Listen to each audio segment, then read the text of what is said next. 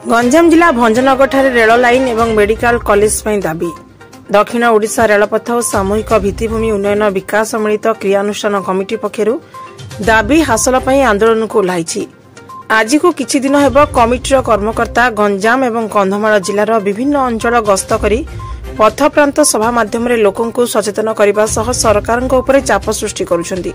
एभली शुक्रवार संध्यारे क्रियानुष्ठान कमिटी शोभायात्रा को चकरा विषय छकरे सहरर विभिन्न अनुष्ठान पक्षर स्वागत करा जायतिला। एहापरे सेठारु एक शोभायात्रा बाहरी सहर परिक्रमा करितला। सहर एक पथप्रांत सभा होइतला। एथिरे वक्ता माने जोगदेई ब्रह्मपुर भाया हिंजरीकाटू आसिका भंजनगर फुलबाणी रेल लाइन पई तुरंत बजेट रे अर्थ बराद करी कार्य आरंभ करने को दाबी करथिले। एहापरे उपजिलापाल उमाशंकर बेहरा को एक दाबी पत्र प्रदान करा जायतिला। दाबी पत्र रे उल्लेख करा जायछि ब्रह्मपुर बड़ मेडिकल को एम्स मान्यता दिया जाऊ। एथिसह भंजनगर एवं आसिकारे गोटिए गोटिए मेडिकल कॉलेज स्थापन करा जाऊ।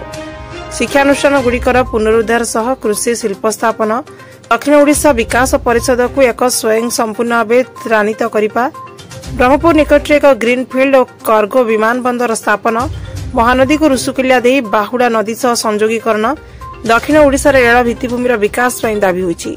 एही आंदोलन में भंजनगर सबु प्रमुख राजनैतिक दलर नेता समेत सांबादिक संघ घुमुसर बाहिनी बणिक संघ वरिष्ठ नागरिक मंच विपदर बंधु समेत प्रमुख अनुष्ठान सामिल होई आंदोलन को समर्थन जणाइथिले। भंजनगर सोनू कुमार को रिपोर्ट श्री न्यूज।